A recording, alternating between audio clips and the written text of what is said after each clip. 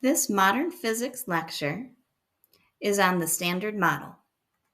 I'm Mrs. Estock. Let's get started. So we know that all matter is made of atoms. However, atoms are not what we call fundamental particles, meaning we know that atoms are made of smaller bits of matter. In chemistry, you learned about the periodic table. And in the periodic table, there are over 100 elements arranged by atomic mass, by property, but there are over 100 elements on this periodic table. Scientists knew that these elements are not fundamental, and physicists wondered, is there a simpler model of matter that we can make that's made just of fundamental particles, the building blocks of these elements? So this is what physicists set out to do. They tried to find smaller and smaller bits of matter. Let's take one of the elements from the periodic table, iron, as an example. Let's say I have a block of iron. I can ask myself, is this block of iron a fundamental particle? Meaning, does it have no internal structure? It's not made up of smaller particles, and I cannot divide it into smaller parts. Well, is this block of iron a fundamental particle? No. I know that this block of iron is made of smaller bits of matter, iron atoms. So the block of iron is not a fundamental particle. Next, I could ask myself, well, is the iron atom a fundamental particle? No. The iron atom itself can be divided into smaller bits. The iron atom is made of smaller particles, such as electrons, protons, and neutrons. So the iron atom is not a fundamental particle. For a long time, physicists thought that the proton, neutron, and electron were fundamental particles. But we now know that they can in fact be divided into smaller bits as well. Well, at least the proton and the neutron can. So are these fundamental particles? Well, it turns out the proton and the neutron are not. The electron, as far as we know, is a fundamental particle because we have not been able to divide it into smaller bits. However, now we know that the proton and the neutron are made of smaller bits of matter called quarks. Now, the discovery of these smaller fundamental particles called quarks gave rise to the need for a new model of matter that is based on the fundamental building blocks of matter. This is when physicists came up with the Standard Model of particle physics. Now, even though the names on here may look a little strange, it's a much simpler model than the periodic table. Where the periodic table had over 100 elements, this table has far fewer particles, and each of these particles, as far as we know, cannot be divided into anything smaller. These are what we call the fundamental building blocks of matter. All matter in our universe is made up of these few particles. This model also has its particles arranged by similar properties and in similar groupings. For example, this grouping right here of the everyday or first generation matter, these particles are the lightest and the most stable of all the particles in the Standard Model. These particles comprise everyday matter, so the up and the down quarks make up protons and neutrons. We're also familiar with the electron, and maybe you've heard of another type of lepton that is very stable. It's called the electron neutrino. As you get farther to the right in the Standard Model, as you get into the exotic matter, the second and third generation of matter, these particles are heavier and more unstable, so they have a shorter lifespan than their more stable counterparts. You also have particles that qualify as force carrier particles, along with the Higgs boson. And the one particle outside of the Standard Model that we have yet to detect in an experiment is the graviton. So this is a brief overview of the Standard Model, but as the lecture goes on, we will break this down more and more in these little groupings. The Standard Model is also a fairly recent model of particle physics. Some of the discoveries have taken place maybe just before or within your lifetime. The top quark was discovered in 1995. The tau neutrino was just discovered in 2000. And the Higgs boson is a more recent discovery, definitely in your lifetime, that was discovered in 2013. So this is the most current or up-to-date model of matter that physicists have.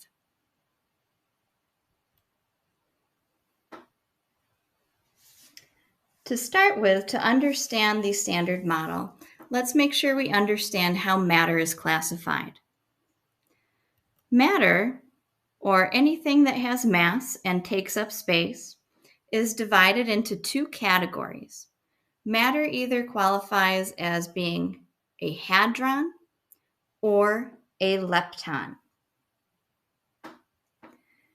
Hadrons include particles that are made of quarks.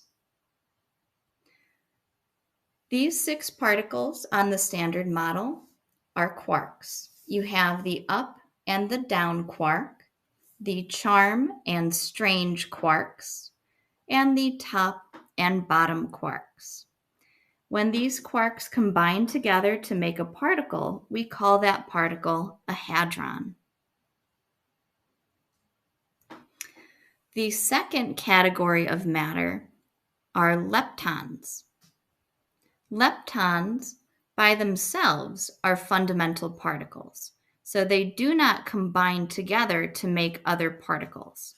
They exist on their own, individually, and the leptons on the Standard Model include the electron and the electron neutrino, the muon and the muon neutrino, and the tau and tau neutrino.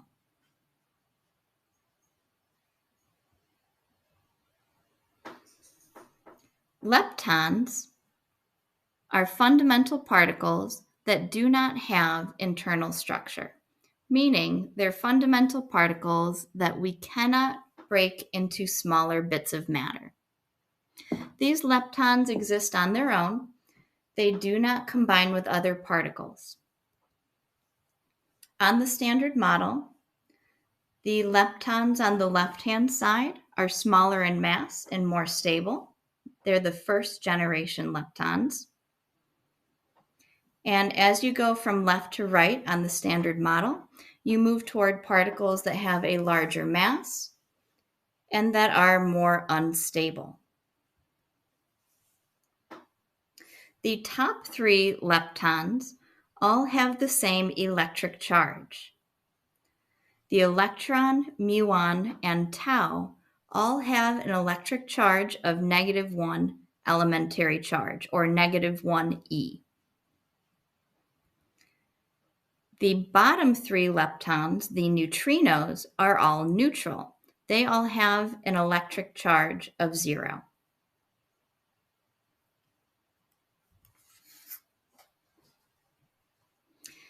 Hadrons are particles that do have internal structure. Hadrons are not fundamental particles because hadrons are particles that are made of quarks. The 6 particles shown here are the 6 quarks in the Standard Model. The smallest and most stable quarks include the up and the down quark. These Quarks are the most numerous in our universe because they are the most stable, and these are the quarks that protons and neutrons are made of. On the Standard Model, as you go from left to right, you move toward quarks that have more mass and are less stable. So the top and bottom quarks are the most massive and the most unstable of the quarks. The top three quarks, the up, charm, and top quarks, all have an electric charge of positive 2/3 elementary charge. And the bottom three quarks, the down, strange, and bottom quarks, all have an electric charge of negative 1/3 elementary charge.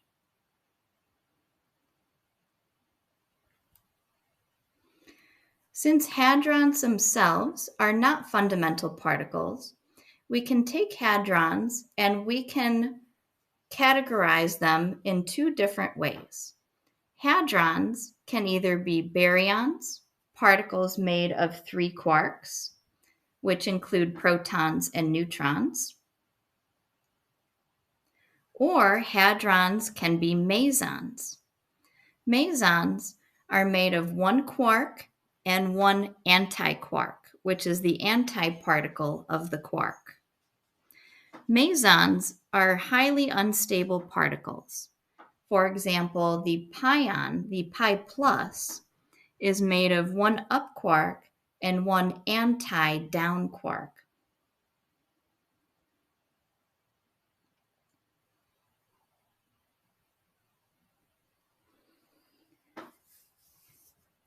The internal structures of these particles show you where they get their overall charge. For example, we know a proton has a charge of +1e, and we know a neutron is neutral, but where do they get those charges from? If you take the charges of those individual quarks within each of these particles, you can get to their total charge.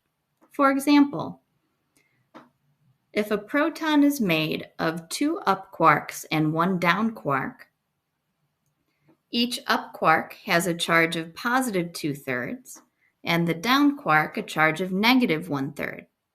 So for that proton, positive 2/3 plus positive 2/3 plus negative 1/3 gives rise to its overall charge of positive 1 elementary charge.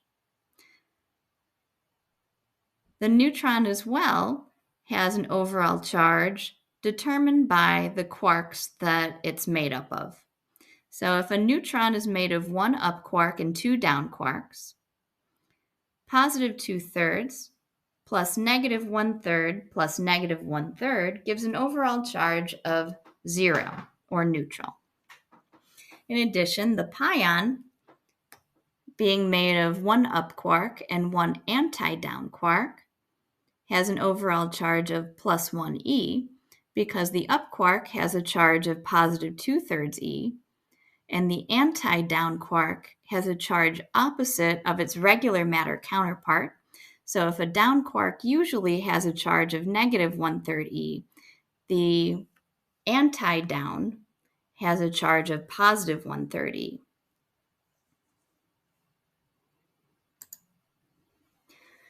In general, each quark and lepton has an antimatter counterpart, almost like an evil twin. So with antimatter, the particle and its antiparticle will have the same mass, but the opposite electric charge.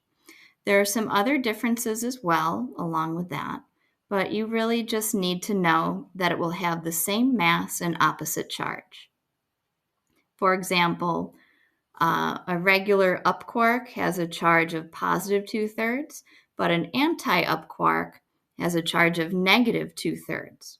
Also, you can see from the diagram that all of the antiparticles have a bar over them. So sometimes you'll hear me refer to antiparticles as U bar or D bar or C bar. The bar means that there is an antimatter particle.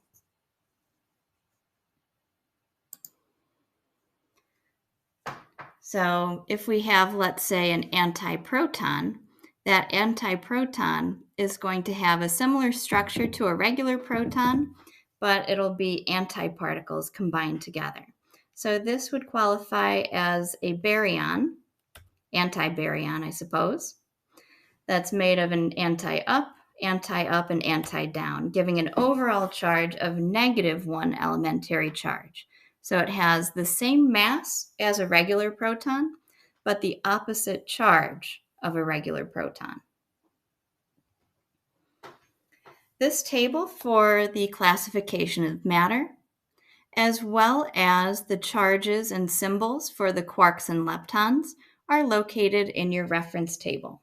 So this is not something you have to memorize. Rather, it's something you have to know how to use and understand what all of these words stand for. So after watching this video, hopefully we learned that protons are not fundamental particles, neither are neutrons. In fact, there's a whole lot of stuff going on inside of that proton that physicists are still working to unlock those secrets even today.